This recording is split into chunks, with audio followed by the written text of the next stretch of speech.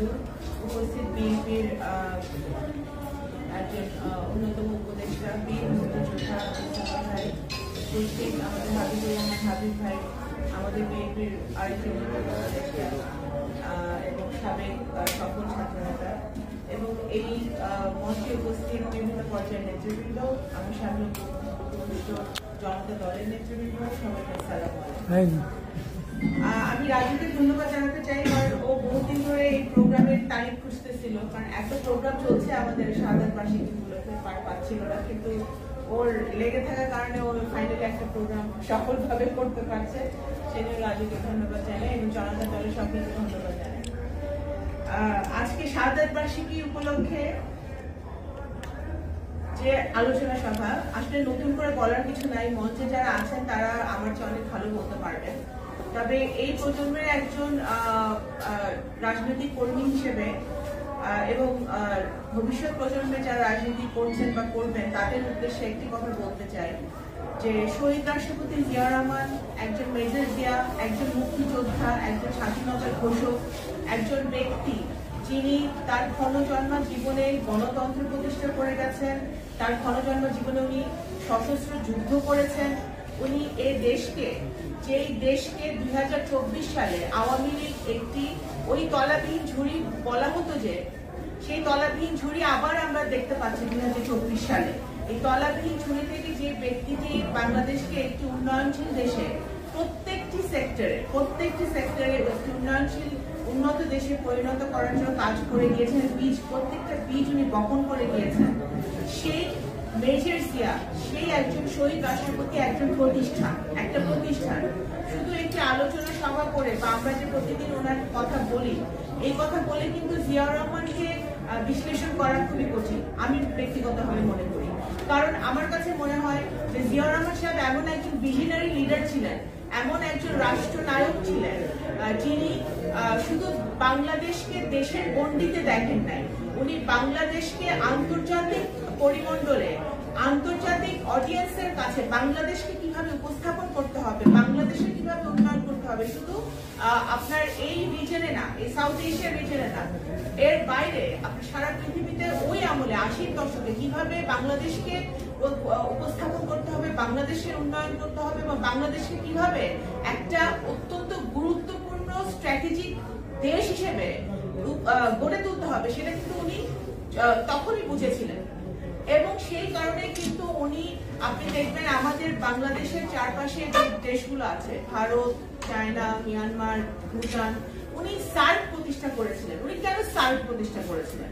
উনি সার্ক প্রতিষ্ঠা করেছেন কারণ বুঝতে পেরেছিলেন যে এই রিজনে, এই অঞ্চলে বাংলাদেশ একটি অত্যন্ত গুরুত্বপূর্ণ প্লেয়ার হিসেবে আবির্ভূত হবে এবং যেটা আমরা দেখতে পাচ্ছি হয়েছে। আজকে যদি শহীদ রাষ্ট্রপতি জিয়াউর রহমান আজকে আমাদের মাঝে থাকতেন, আজকে আমাদের মিয়ানমারে, আজকে সেন্ট মার্টিনস দ্বীপে যা হচ্ছে আপনারা দেখেছেন, গুলি করছে আমাদের সেনাবাহিনীর দিকে বা আমাদের লোকজনের দিকে, বর্ডারে কিন্তু সেন্ট মার্টিনস দ্বীপে গুলি হচ্ছে, আমাদের মিয়ানমারে গুলি হচ্ছে গত কয়েকদিন ধরে, অবস্থা খুবই খারাপ। আজকে যদি একজন মেজর জিয়া থাকতেন, একজন শহীদ রাষ্ট্রপতি জিয়া আবার বেঁচে থাকতেন, এই বর্ডারে হতো না এই ঘটনা। আমি এই কথাটা কেন বললাম, কারণ এই 2 দিন ধরে আমি এই নিউজটা ফলো করছি। আমার কাছে মনে হচ্ছে যে এই বর্তমান সরকারের নতজানু নীতি, আপনারা সকলে জানেন, যে সরকারের পায়ের নিচে মাটি নাই, যে সরকার ভোটে নির্বাচিত না, যে সরকার এই বেনাজির আজিজদেরকে ব্যবহার করে ক্ষমতায় টিকে আছে, সেই সরকারের এই নতজানু পররাষ্ট্র নীতির কারণেই কিন্তু আমাদের সবগুলো বর্ডার আজকে অরক্ষিত, কারণ বর্ডার যারা রক্ষা করবে, বাংলাদেশের মানুষকে যারা রক্ষা করবে, এই বিজিবি, এরা তো ভোট চুরিতে ব্যস্ত ভাই, এরা ভোট চুরিতে ব্যস্ত, ভোট ডাকাতিতে ব্যস্ত, সিল মারাতে ব্যস্ত। এবং এই কারণে আজকে আমার বাংলাদেশ একটি অত্যন্ত সেন্সিটিভ জায়গায় গিয়ে পৌঁছেছে, যে কোনো সময় যে কোনো কিছু মানে আমাদের বর্ডার গুলোতে হতে পারে। মেজর জিয়া উনি যখন স্বাধীনতার ঘোষণা দিয়েছেন, আপনারা সকলে যারা ইতিহাস বারবার বলার কিছু, উনি যখন স্বাধীনতার ঘোষণা দিয়েছেন তখন অনেকেই আমরা বাংলাদেশের তখন স্বাধীনতার ঘোষণা বা মুক্তিযুদ্ধ হবে সেই সেই কাজে কিন্তু আমরা নিয়োজিত হতে দেখি নাই। উনি যখন মুক্তিযুদ্ধ করেছেন অনেককেই কিন্তু আমরা তখন মাঠে পাই নাই, কিন্তু বাংলাদেশের কৃষক, শ্রমিক, জনতার প্রত্যেকে কিন্তু ওনার স্বাধীনতার ঘোষণা শুনে অনুপ্রাণিত হয়েছে। ইভেন যারা আওয়ামী লীগ করে, এবং আওয়ামী লীগের বহু আপনার সাংবাদিক আছে, আন্তর্জাতিক লেখকরা আছে, তারা লিখেছে যে তারা কিভাবে পরিষ্কার ভাবে সেদিন স্বাধীনতার ঘোষণা একজন মেজর জিয়ার মুখ থেকে শুনেছিলেন। ওনার স্বাধীনতার ঘোষণা ওনার এবং পরবর্তীকালে মুক্তিযুদ্ধের পরে উনি যখন এই বাংলাদেশ জাতীয়তাবাদী দল নামক একটি দল গঠন করলেন এবং সকল দলকে এই দেশের মাটিতে রাজনীতি করার সুযোগ করে দিলেন, উনি কিন্তু বর্তমান অবৈধ প্রধানমন্ত্রী শেখ হাসিনাকেও রাজনীতি করার সুযোগটা করে দিয়েছিলেন। আজকে সেই কারণে কিন্তু আজকে তারা রাজনীতি করতে পারছে, ষড়যন্ত্র করতে পারছে, দুর্নীতি করতে পারছে, হাজার হাজার কোটি টাকা লুট করতে পারছে। প্রশাসনকে ব্যবহার করে তারা শুধু রাজনৈতিক প্রতিপক্ষ না, যে কোনো ধরনের প্রতিপক্ষ, আপনার সিভিল সোসাইটি বলেন, সাংবাদিক বলেন, ব্যবসায়ী বলেন, আপনার যে কোনো সেক্টরে যাদেরকে তারা প্রতিপক্ষ ভাবে তাদের বিরুদ্ধে কিন্তু তারা অবস্থান নিচ্ছে, তাদেরকে তুলে নিয়ে যাচ্ছে, তাদেরকে গুম করছে, তাদেরকে খুন করছে, তাদেরকে মামলা দিচ্ছে। আজকে বিএনপির কতগুলো আমাদের সিনিয়র নেতৃবৃন্দর সাজা হয়ে গেছে, হাবিব ভাই একজন, বহু আছে। আমার মনে হয় আগামী বছর আমাদের সকলেরই আমাদের এইভাবে মামলাগুলো চলছে। আমাদের একেবারে মহাসচিব থেকে শুরু করে আমাদের তৃণমূল পর্যায়ের নেতাকর্মী পর্যন্ত আমাদের অলরেডি দেশনেত্রী বেগম খালেদা জিয়া, যিনি এই দেশে গণতন্ত্রের একটি মূর্ত প্রতীক, ওনাকে তারা মিথ্যা মামলা সাজা দিয়েছে। আমাদের আগামী দিনের প্রধানমন্ত্রী জনাব তারেক রহমানকে তারা মিথ্যা মামলা সাজা দিয়েছে। ওনার সহকর্মী যিনি কোনো রাজনীতিতে নেই, উনি ডাক্তারি পেশায় নিয়োজিত, ওনাকে একটি মিথ্যা মামলায় সাজা দিয়েছে। সুতরাং তারা তো বিএনপিকে দমন করার জন্য এবং বিএনপির নেতাকর্মীদেরকে দমন করার জন্য এই ষড়যন্ত্র কিন্তু আজকের থেকে না, এই ষড়যন্ত্র চলছে সেই 80-র দশক থেকে।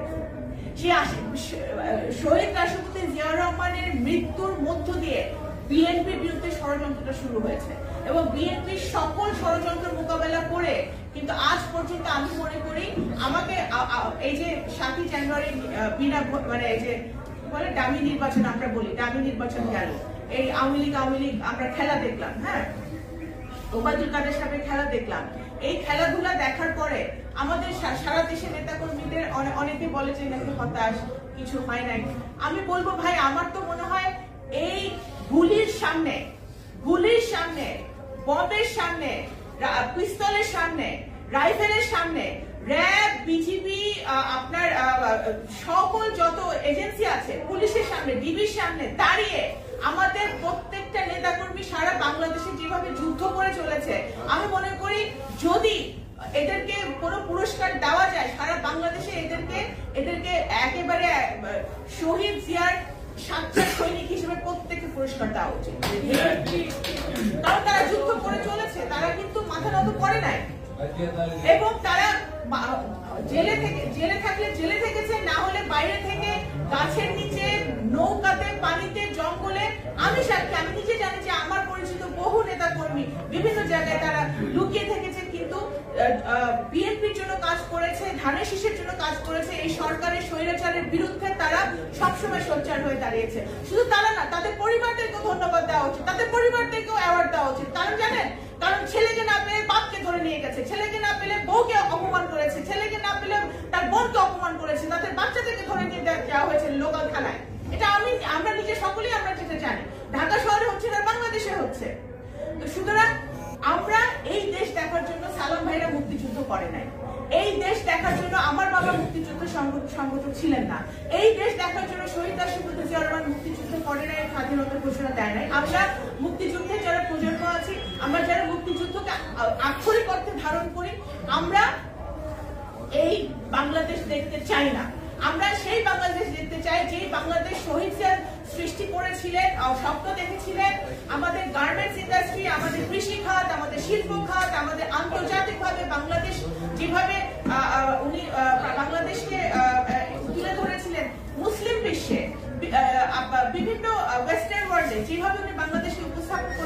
সেই বাংলাদেশ দেখতে চাই।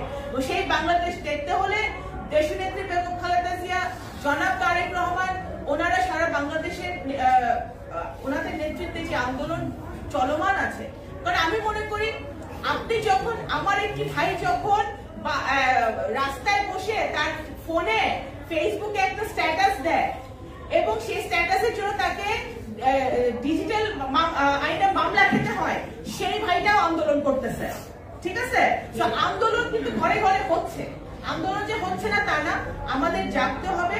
আমাদের ভালো লোকে একজন কমিটির কথা বললেন, আমাদের একজন বক্তা জানি স্যার, উনি কমিটির কথা বললেন। অবশ্যই আমাদের ভালো নেতৃত্ব আসতে হবে প্রত্যেকটি সংগঠনের তৃণমূল পর্যায় পর্যন্ত, এবং ভোটের মাধ্যমে যখন নেতৃত্ব আসবে তখন কিন্তু আসল নেতৃত্ব বেরিয়ে আসবে।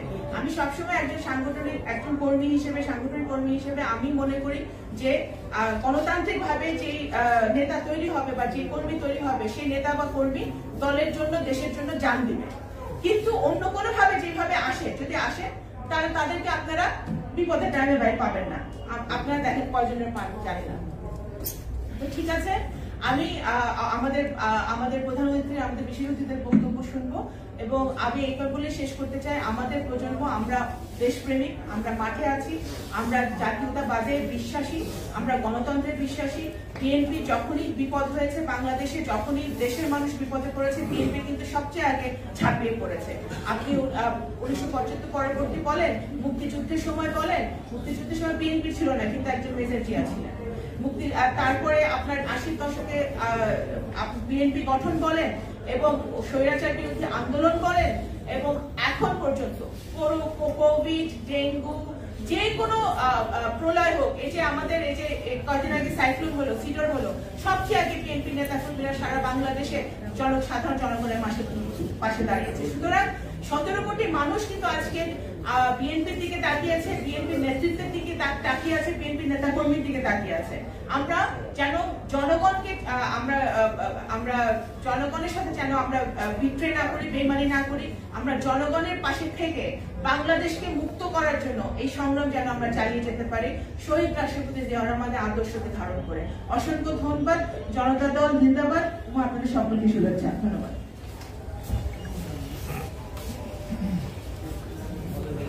ধন্যবাদ আপনাকে ওরা মূল্যবান বক্তব্য রাখার জন্য।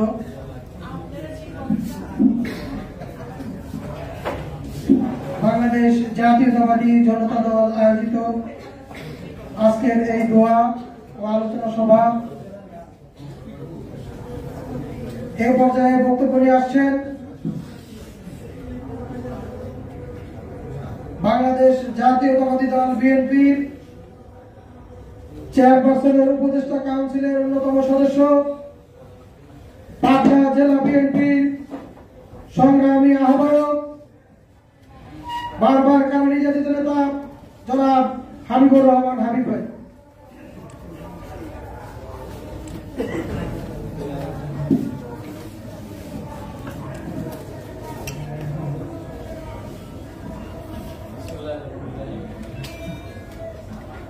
মাইক্রোফোনটা হাতে দিয়ে দেন।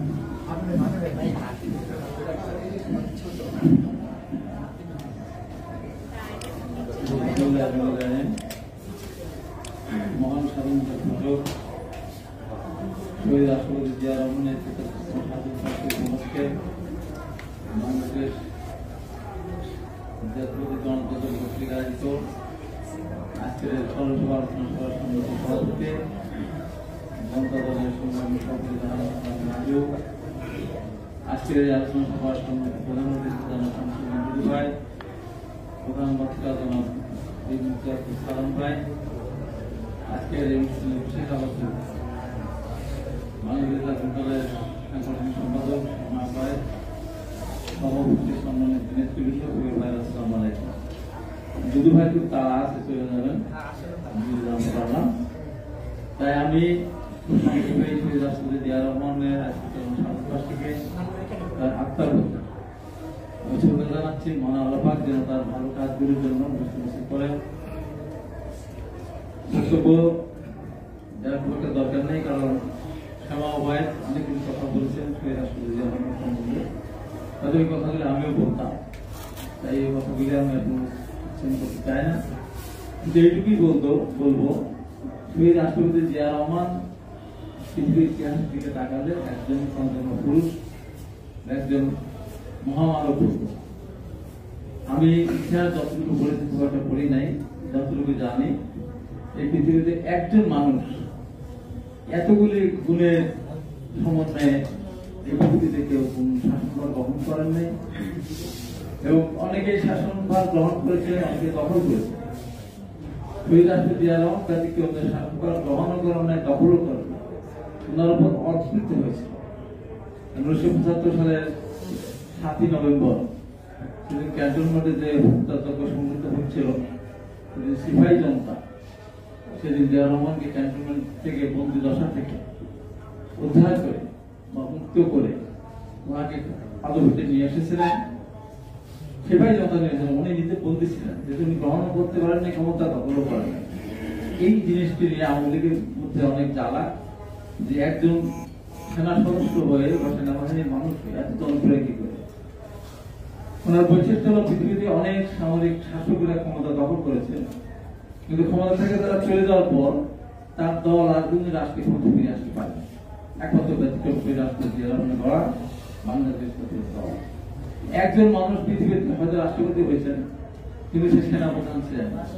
হয়তো সেনাপ্রধান ছিলেন, একটি রাজনৈতিক দল প্রতিষ্ঠা করতে পারেন নাই বা করেন নাই, অথবা একটি রাজনৈতিক দল প্রতিষ্ঠা করেছেন, যুদ্ধক্ষেত্রে যুদ্ধ করার সুযোগ তার হয় নাই।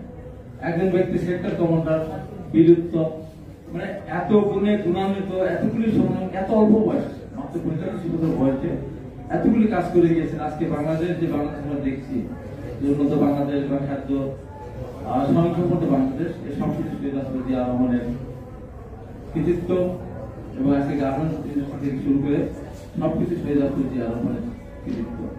সবশেষে একটি কথা বলতে চাই, যেটা অনেকে জানে না বা অনেকে স্বীকার করে না।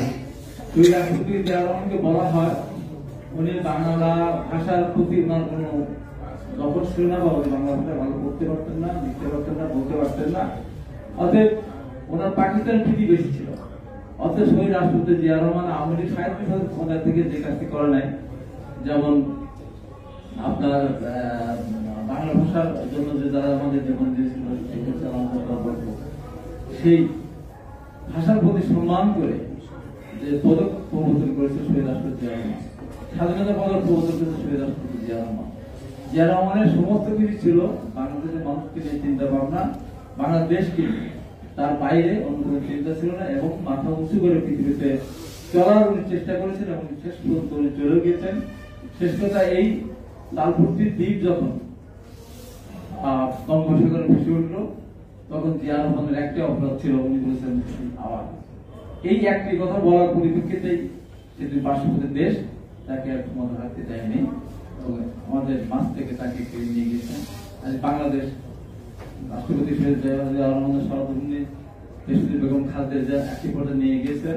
আজকে সেই বাংলাদেশ আজকে পৃথিবীর বুকে সবচেয়ে অসম্মানিত একটা দেশ হিসাবে আজকে আমরা বসবাস করছি। ভারত আমাদেরকে গুলি করে, বর্ডারে হত্যা করে, প্রতিবাদ করতে পারে না। মিয়ানমার যখন গুলি বর্ষণ করে, তার এই অবস্থা আছে। তাই শহীদ রাষ্ট্রপতি জিয়া রহমান আত্মার প্রতি সম্মান প্রদর্শন করছে, এবং তার প্রতি আত্মার মানুষের কামনা করে আমি শেষ করছি। আয়োজনকে ধন্যবাদ। আসসালামু আলাইকুম। ধন্যবাদ হাবিবুর রহমান হাবিব ভাইকে।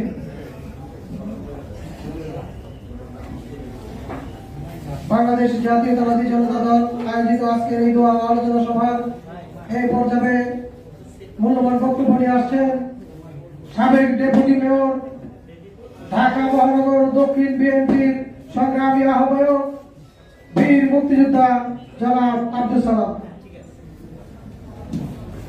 আজকে জাতীয়তাবাদী জনতা দল কর্তৃক আয়োজিত এই সভার সংগ্রামী সভাপতি উপস্থিত আছেন আজকে প্রধান অতিথি সাবেক ছাত্র নেতা, সাবেক সংসদ সদস্য, জননেতা, বিএনপি ভাইস চেয়ারম্যান জনাব উপস্থিত আছেন 90-এর ছাত্র গণহত্যার অন্যতম শিকল সদস্য সাবেক ছাত্র নেতা, বিএনপির চেয়ারপারসন, উপদেষ্টা কাউন্সিলের অন্যতম সদস্য হাবিবুর রহমান হাবিব, উপস্থিত আছেন আমাদের এক সময় নেতা, মুক্তিযুদ্ধ পূর্ব পরবর্তী পর্যায়ে মুক্তিযুদ্ধের অন্যতম সংগঠক ওবায়দ ভাইয়ের সুযোগ্য সন্তান শামাউল ভাই, অন্যান্য নেতৃবৃন্দ, সমবেত ভাই ও বোনেরা, আসসালামু আলাইকুম। সময় অনেক কম, প্রধানমন্ত্রী চলে যাবেন, তাই দু চারটি কথা বলে আমার বক্তব্য শেষ করব। শহীদ রাষ্ট্রপতি জিয়া রহমানের কর্মময় জীবন আলোচনা করতে গেলে দীর্ঘ সময় প্রয়োজন। শহীদ রাষ্ট্রপতি জিয়া রহমান মানুষটা বেড়েখাটো ছিলেন, কিন্তু তার সেই অল্প জীবনে যে কর্মগুলো করেছেন সেটা বিশাল। একটা দেশের খুব কম মানুষের ভাগ্যেই সেটা জোটে এবং কম মানুষই সেই সময়ের সাহসী সন্তান হয়ে উঠতে পারে, যেটা শহীদ জিয়া রহমান হয়ে উঠেছিলেন। তেমনি মুক্তিযুদ্ধের পরবর্তী সময়ে এবং তার আরেকটি অবদান যে আজকে বিএনপি একটি রাজনৈতিক দল তিনি প্রতিষ্ঠা করেছিলেন। তার শাহাদাত বরণের পরেও অনেকেই ভেবেছিলেন সেই দলটা হারিয়ে যাবে, কিন্তু হারিয়ে তো যায় নাই, বরঞ্চ বলা চলে যে বেগম খালেদা জিয়ার হাত ধরে, বর্তমানে আমাদের নেতা তারেক রহমানের হাত ধরে আজকে বাংলাদেশে একটি সর্ববৃহৎ রাজনৈতিক দলে রূপান্তরিত হয়েছে। এটাই বাস্তব। এবং মানুষ সবচেয়ে বেশি আশায় বুক বেঁধে থাকে বিএনপির দিকে তাকিয়ে। মাঠে ঘাটে যেখানেই যাই না কেন, যে কোনো বিরোধী দলের রাজনৈতিক নেতাদের সাথে আমরা কথা বলি না কেন, সবাই বলে বিএনপি কি করছে, বিএনপি করে না কেন, বিএনপি ক্ষমতা আসে না কেন। অর্থাৎ এই কারণেই, কারণ বিএনপির কাছে মানুষের আশা আকাঙ্ক্ষা অনেক, এবং সেই আশা আকাঙ্ক্ষাটা জাগিয়েছিলেন কে? শহীদ রাষ্ট্রপতি জিয়া রহমান। সেরকম একটা ব্যক্তি আজকে আমাদের মাঝে নাই। আজকে একই অবস্থা বাংলাদেশে বিরাজমান, যে সময় শহীদ জিয়া রহমানের রাজনীতিতে আবির্ভাব ঘটেছিল। আজকেও মানুষ না খেয়ে আছে, আজকেও মানুষ কষ্টে আছে। এই যে আগামী কয়েকদিনের মধ্যে কোরবানি ঈদ হবে, বিশেষ করে আমি জানি মধ্যবিত্ত পরিবার যারা আছে, নিম্নবিত্ত তো বাদই দিলাম, মধ্যবিত্ত পরিবার আজকে বুঝতে পারছে এই ঈদটা তারা কিভাবে উদযাপন করবে। দীর্ঘদিন অনেকে কোরবানি দিচ্ছে, এবার কোরবানি না দিতে পারলে ছেলে মেয়েদের সামনে তার মুখ কি হবে, এরকম একটা অবস্থায় কিন্তু আছে, কিন্তু মুখ খুলে বলতেও পারছে না। কিন্তু আমি বলবো যে আজকে যদি বাঁচতে চাই আমরা, তাহলে সবাই ঐক্যবদ্ধ হবে। বিএনপির প্রতি যেরকম বিএনপির থেকে আমরা আশা করি, ঠিক তেমনি ভাবে আজকে দেশটাকে রক্ষা করার জন্য বিএনপির ডাকে সবাইকে রাজপথে নেমে আসতে হবে। আরেকটি কথা বলবো, যেটা না বললেই না, দেশ পরিচালনা করতে পারে না শেখ হাসিনা, আওয়ামী লীগ, কিন্তু যখনই সংকট আসে তখনই বলে তারেক জিয়ারে আনতেছি। তারেক জিয়ারে কেন আনতেছেন? ক্ষমতা ছাড়বেন? আমি এর আগে বলছি, আজকে বললাম যে হ্যাঁ তারেক জিয়ারে আনেন, ক্ষমতাটা ছাড়েন, তারেক জিয়ারে ক্ষমতাটা দিয়ে দেন, তারপর দেখেন দেশ চালাইতে পারে কিনা। আর মামলার কথা বলতেছে, সেই মামলার সেই ঘটনার বিষয়ে আলোচনা করতে গেলে তো অনেক সময়, 21শে আগস্টের ঘটনায় তাকে জড়িত করেছেন, সেই ঘটনার সাথে জড়িত না, সেই মামলায় তার নাম ছিল না। আপনারা তার নাম কয়েকবার চার্জশিট পাল্টে, তারপরে আপনারা যাকে গতবার পার্লামেন্টে এমপি মনোনয়ন দিয়েছিলেন, তাকে আয়ো করে তার মাধ্যমে তার নামটা এনেছিলেন। কিন্তু আনার পরও নিজেরা সাজানো একটা মামলা তৈরি করে রায় দিয়েছেন, কিন্তু সত্যিকার অর্থে সেই ষড়যন্ত্রের সাথে আওয়ামী লীগ জড়িত। যেমনিভাবে 15ই আগস্টের ষড়যন্ত্রের সাথে আপনার বাবার মৃত্যুর সাথে আওয়ামী লীগ জড়িত, আওয়ামী লীগ নেতারা জড়িত, এটা প্রমাণিত হয়েছে খন্দকার মোশতাকের আবির্ভাবের মধ্য দিয়ে। ঠিক তেমনি আপনি খুঁজে দেখেন সেদিন আপনার জিপিওর সামনে থেকে, সেদিন আমাদের মুক্তাঙ্গনের সামনে থেকে কার উদ্দেশ্যে, কার নির্দেশে আপনার সেই সভাটা পার্টি অফিসের সামনে নিয়ে গেলেন? ষড়যন্ত্রটা সেখানে বিএনপি ষড়যন্ত্র করে নাই, তারেক রহমান ষড়যন্ত্র করে নাই, আমরা ষড়যন্ত্রের রাজনীতি করি না, জিয়া রহমানও ষড়যন্ত্রের রাজনীতি করে নাই। যখন দেশটা চলছিল না, আর্মির, পুলিশ, শিক্ষাঙ্গন, ব্যবসাঙ্গন, সাধারণ মানুষ কোথাও যখন কোনো ডিসিপ্লিন ছিল না, সেই সময় কিন্তু জিয়া রহমান আবির্ভাব ঘটেছিল এবং জিয়া রহমান দেশে শৃঙ্খলা ফিরিয়ে দিয়েছিলেন এবং এই দেশের মানুষ যারা না খেয়ে মারা গিয়েছিল তাদেরকে খাবার মুখে তুলে দিয়েছেন এবং বিদেশে চাল রপ্তানি করেছিলেন। আজকেও ঠিক এমনি অবস্থা। আপনার আমাদের বিডিআর ধ্বংস হয়েছে, সেই দায় কেন আপনি নেবেন না? সেই দায় কেন আপনি নেবেন না? তাই সেই দায়ও আপনাকে নিতে হবে। যদি আপনার আমলে ঘটনা ঘটছে, এরকম আরো অনেক আছে, শুধু তো আমি একটা ঘটনাই বললাম। কাজেই আজকে বেনজিরের মতো, আজকে পুলিশের প্রধানকে আপনি বেনজিরের মতো একটা চরিত্র আপনি উপস্থাপন করতে বাধ্য করেছেন, আর কাজীদের মতো একজন চরিত্রে যেতে বাধ্য করেছেন, সেই দায়িত্ব আপনার। আমি তো বলবো যে আমি বেনজির আর আজিজকে দায়ী করি না, দায়ী হলো আওয়ামী লীগ। আওয়ামী লীগ তাদেরকে সৃষ্টি করেছে। আপনার এখনো সময় আছে, বেনজির সাহেব, আজিজ সাহেব বলেন, মুখ ফুটে বলেন যে আপনি 5,000 কোটি টাকা কামাইছেন, সরকারে কত লক্ষ কোটি টাকা পার করে দেওয়ার জন্য, সরকারকে ক্ষমতা আনার জন্য কি কি করেছেন বলেন।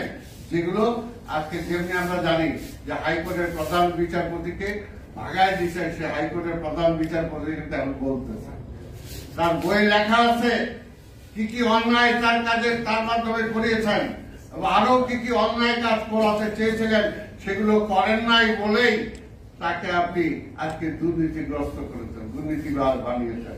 তাই বেনজির সাহেব আপনিও বলেন, আর ভবিষ্যতে যারা সেই সমস্ত জায়গায়, সেই সমস্ত পদে আছেন, আপনার তাদের থেকে শিক্ষা গ্রহণ করেন। আল্লাহর রাস্তে বিএনপি কে আর জেলের ভয় দেখায় না, কারণ বিএনপি হাসতে হাসতে জেলে যায়। প্রতিটা দিন আমাদের যে সমস্ত নেতা কর্মীর সাজা হয়ে গেছে, আমাদের কাছ থেকে বিদায় নিয়ে, পরিবারের কাছ থেকে বিদায় নিয়ে তারা জেলে যাচ্ছে। যে সমস্ত দলের নেতা কর্মীরা হাসি মুখে কারাবরণ করে, হাসি মুখে গুলির মুখে চলে যায়, সেই দলকে কি ঠেকানো যায়? সেই দলকে ঠেকানো যায় না। কাজে আপনি বোকার সঙ্গে বাস করছেন, এখনো সময় আছে। বিএনপি ষড়যন্ত্র করেন, আমরা বলছি আমরা নির্বাচন চাই, আমরা জনগণের রায় চাই। আপনার সাহস থাকে জনগণের রায় নেন। 28 অক্টোবর 2 ঘন্টার মধ্যে আপনি আমার জনসভার উপরে হামলা করলেন, সেই দুপুর থেকে হামলা করলেন, হামলা করার 2 ঘন্টার মধ্যে আপনি কয়েক হাজার মামলা দিয়ে দিলেন। কিভাবে করলেন? কারণ আগেই সাজানো ছিল যে বিএনপি কে জেলে ঢুকাইতে হবে, বিএনপি কে পুলিশ দিয়ে তাড়াইতে হবে, তারপরে একটা ভোটারবিহীন নির্বাচনের নামে প্রহসন করে আমি ক্ষমতাটা তো আছি, এটাকে আবার পাকাপোক্ত করবো। আজকে বিদেশ কোন দেশ এটাকে স্বীকৃতি দেয় না, কোন দেশের মানুষ আজকে এটাকে বলে না যে নির্বাচনের মাধ্যমে এসেছেন। কাজে দেশটাকে রসাতলে দিয়ে দিচ্ছেন, অর্থনীতি শেষ। আজকে ব্যাংকগুলো খায় ফেলছেন, আজকে শেয়ার মার্কেট খায় ফেলছেন, আজকে মানুষের জীবনের কি অবস্থা। আল্লাহর রাস্তে এই অবস্থা থেকে যদি বাঁচতে হয়, আজকে বেগম খালেদা জিয়াকে ছাড়েন, কালকে রিজাইন করে কথায় কথা বলে বেগম খালেদা জিয়ার ধারে কাছে আপনি যেতে পারবেন না। বেগম খালেদা জিয়ার দেশপ্রেম, বেগম খালেদা জিয়ার গণতন্ত্রকে সমুন্নত রাখার জন্য তার যে স্যাক্রিফাইস, প্রধানমন্ত্রী তো ছেড়ে দিয়েছেন তিনি গণতন্ত্রকে রক্ষা করার জন্য, সকল দলের মতকে তিনি সম্মান দেওয়ার জন্য। আর আপনি, আপনার দলের লোক, আপনার জোটের লোকরাও তো আপনাকে মানে না, তারপর আপনি জোর করে ক্ষমতায় আছেন, আবার বেগম খালেদা জিয়ার সমালোচনা করেন, সেই সমালোচনা মানায় না। তাই বলবো আজকের এই দিনে আসুন, আজকে এই দেশটা, আমরা এখনো সময় আছে, আমরা চাই না অরাজকতা, আমরা অরাজকতা চাই না, মারামারি হানাহানি চাই না, আমরা একটা ভোট চাই, একটা নির্বাচন চাই, যে নির্বাচন আপনার অধীনে। আরে সাহস থাকলে ছাড়েন না, ওই খবর চেয়ারটা ধরে থেকে নির্বাচন করতে চান কেন? কারণ জানেন ওই চেয়ারটা ছাড়লেই সাথে সাথে ওই যে এর আগে আওয়ামী লীগের ওবায়দুল কাদের বলছিল না যে কোথায় চাপে তার ভাই বলছিল কোনাগুলি হালাই নেব দরকারি ভাই চলো, এই অবস্থা কাজে সেই ভয়ের জন্য আজকে ক্ষমতা ছেড়ে নির্বাচন দিতে ভয় পান, আবার বড় বড় কথা বলে কোনো লাভ নাই। তারেক রহমানেরও ভয় দেখার লাভ নাই, আর বিএনপিকেও ভয় দেখার লাভ নাই। বিএনপি ততক্ষণ পর্যন্ত মাঠে থাকবে, আন্দোলনে থাকবে, যতদিন পর্যন্ত জনগণের অধিকার প্রতিষ্ঠা করতে না পারবো, মানুষের অধিকার ফিরে আসতে না পারবো। আর আপনার ওই সাধারণ নির্বাচন বিএনপি কখনো যাবে না। আপনাদের সবাইকে ধন্যবাদ। খোদা হাফেজ। বাংলাদেশ জিন্দাবাদ। ধন্যবাদ আব্দুল সালাম ভাইকে।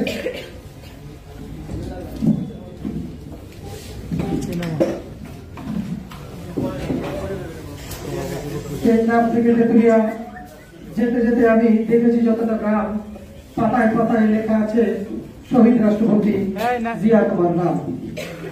অনুষ্ঠানের এই পর্যায়ে বক্তব্য নিয়ে আসছেন বাংলাদেশ জাতীয়তাবাদী জনতা দলের কেন্দ্রীয় নির্বাহী কমিটির সংগ্রামী সভাপতি জনাব রায়হানুল ইসলাম রাজু। বিসমিল্লাহির রহমানির রহিম।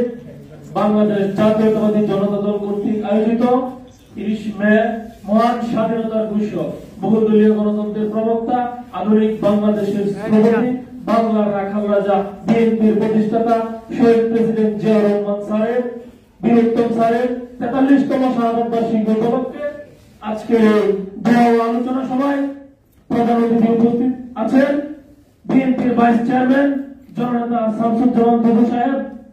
প্রধান বক্তা হিসেবে উপস্থিত আছেন আমার রাজনৈতিক অভিভাবক, বাংলাদেশ জাতীয়তাবাদী জনতা দলের নীতি নির্ধারণী বিএনপির চেয়ারপারসন উপদেষ্টা, ঢাকা মহানগর দক্ষিণ বিএনপির আহ্বায়ক, রণাঙ্গনের বীর মুক্তিযোদ্ধা আব্দুল সালাম সাহেব।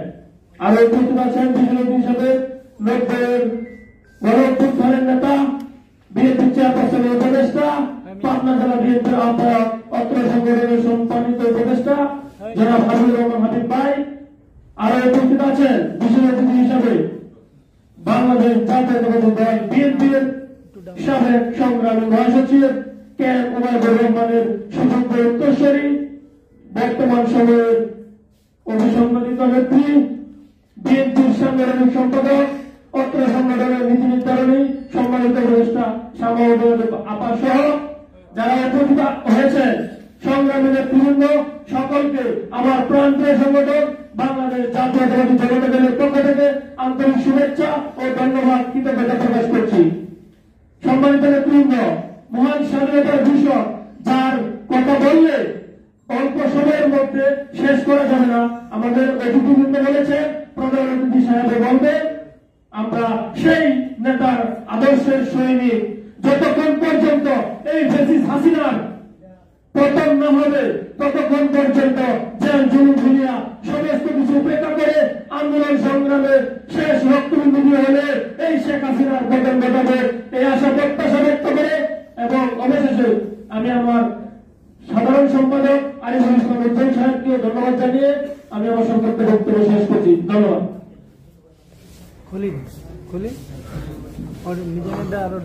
বাংলাদেশ জাতীয়তাবাদী জনতা দল আয়োজিত আজকের এই দোয়া ও আলোচনা সভা চলছে। বহু রাজনৈতিক নেতার সমাবেশে বক্তব্য শুনেছি, হুঙ্কার দেখেছি, ডিবি কার্যালয়ে একজন হুঙ্কার আমি দেখেছিলাম। সেটা ছিল এমন, আগামীকাল ভোরে প্রেক্ষাপট চেঞ্জ হয়ে যেতে পারে, তখন আপনি কি করবেন। শুনেছিলাম এমন হুঙ্কার আজকের এই আলোচনা সভার প্রধান অতিথি জনাব শামসুজ্জামান দুদু ভাইয়ের কণ্ঠে। বাংলাদেশ জাতীয়তাবাদী জনতা দল আয়োজিত আজকের এই আলোচনা সভার প্রধান অতিথি এখন বক্তব্য নিয়ে আসছেন জনাব শামসুজ্জামান দুদু ভাই, ভাইস চেয়ারম্যান বাংলাদেশ জাতীয়তাবাদী দল বিএনপি।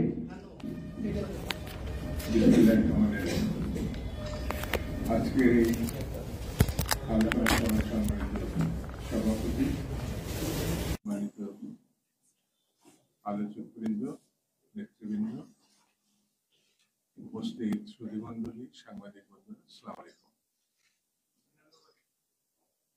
শহীদ জিয়ার প্রতি আমি গভীর শ্রদ্ধা জানাচ্ছি, তার প্রতি সালাম জানাচ্ছি এবং আল্লাহর কাছে এই প্রার্থনা করছি আল্লাহ যেন তাকে দেশবাসী করেন।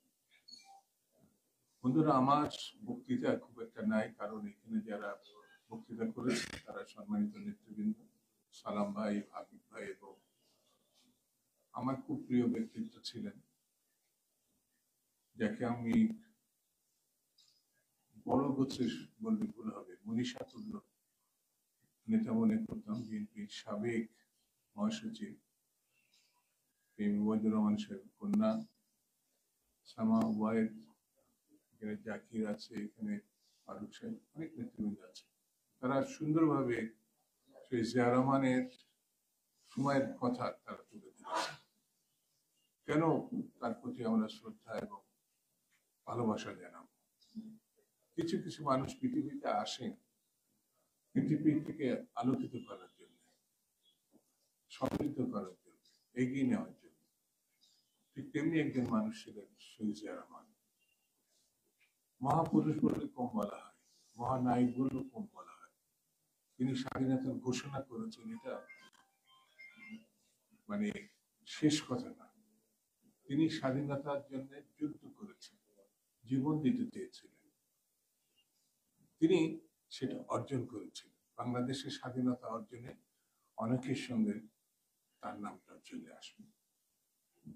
শহীদ জিয়া রহমান নিরহংকার মানুষ ছিলেন, গভীর দেশপ্রেমিক ছিলেন। তিনি কখনো কারোর বিরুদ্ধে কটূক্তি করেননি। আজকে যারা শাসক আছেন তাকে যেভাবে সমালোচনা করেন, যে ভাষায় সমালোচনা করেন, এটা দুঃখজনক,